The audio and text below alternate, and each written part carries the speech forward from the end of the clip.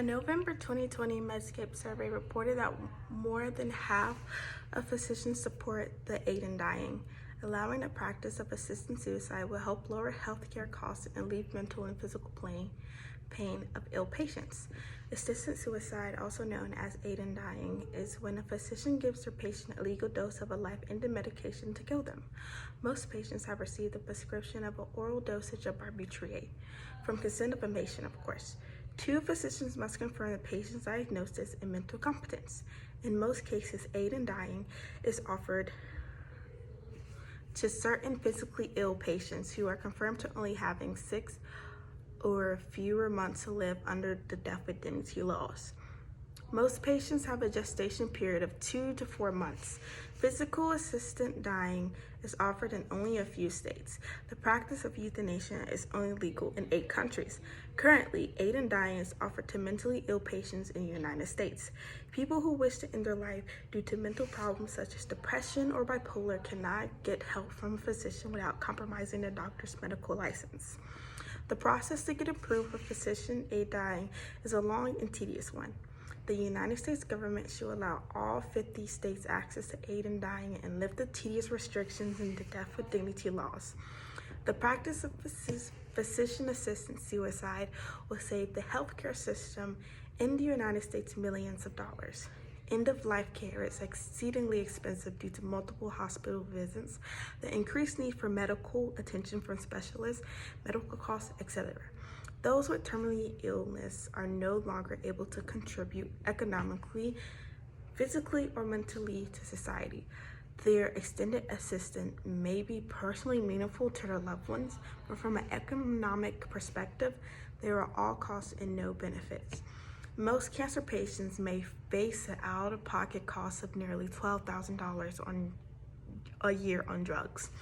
In 2014, cancer patients may face out-of-pocket costs. In 2014, cancer patients paid $4 billion out of pocket for cancer treatment. New cancer drugs cost about $10,000 to $30,000 per month. On average, for terminally ill cancer patients, the survival rate is 5 years or 26%. Paying that much money for a total of 6 months could cost someone about $60,000 a month, not including chemotherapy, hospitalization bills, and around-the-clock nurse assistance. There are multiple medicines in multiple forms that are given to patients who want to end their lives. Pentobarbital is a liquid form that costs somewhere between $15,000 and $25,000. The powdered form of the drug costs somewhere in between $416 and $600, which is like a percentage of cancer treatment costs. The dose of secobarbital is prescribed under the death with dignity laws and costs somewhere between $3,000 and $5,000 for a bottle of 100 capsules of 100 milligram Seconal. A lethal dose is 10 grams. Allowing people to have the choice of physician-assisted suicide would free up more money for the healthcare system for those who really need it. Dementia is a disease where people lose their memories and suffer personality changes. Many limitations of death with dignity laws make it impossible for dementia patients to request for physician-assisted suicide. Some concerned people think that it is dangerous to have a law that is permitted, considering that people with dementia are not completely aware. Reports from the Dutch shows that it's possible to have physician-assisted suicide for dementia patients and be fully capable to make their own decisions. Many people think that legalizing physician suicide is embracing a culture of death, but it does not. It promotes the right to have a choice over one's body. It would be inhumane and unfair to make them endure the unbearable pain. Cancer pain may not always be entirely relieved, but can be lessened with certain medication. Peripheral neuropathy refers to pain, burning, tingling, numbness, weakness, clumsiness, trouble walking, or unusual sensations in the hands, arms, legs, and or feet. Peripheral neuropathy is due to the nerve damage caused by certain types of chemotherapy, vitamin deficiencies, or a tumor passing on a nerve, or in other health problems such as diabetes and infections. This type of pain is very common in cancer patients who go through chemotherapy or who are malnutrition. When a tumor spreads to the spine, it can press on the nerves or spinal cord. The first symptom of a spinal cord compression is usually back and or neck pain, and sometimes it is extremely severe. Pain, numbness, or weakness may also happen in the arm or leg.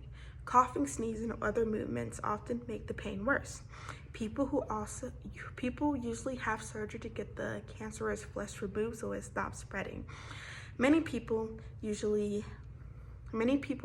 have to get multiple surgeries, and the healing process for surgeries can be long and painful. Phantom pain is a longer lasting effect of surgery. Beyond the typical surgical pain, if you have an arm, leg, or even a breast removed, you may still feel the pain or unpleasant feeling that seems to be coming from the absent body part. Depending on where the tumor is located, the pain is severe, and quite frankly, I do not understand how people go through it. Given these points, the legalization of physician-assisted suicide should be legal in all 50 states and U.S. territories. People should not have to travel to other states to get the rights that they deserve. Since passing the law in 1997, only 4,249 prescriptions has been written, making that an average of 177 prescriptions every year for the past 24 years. The healthcare system is extremely biased, and they need to focus on the things that help us and not hurt us.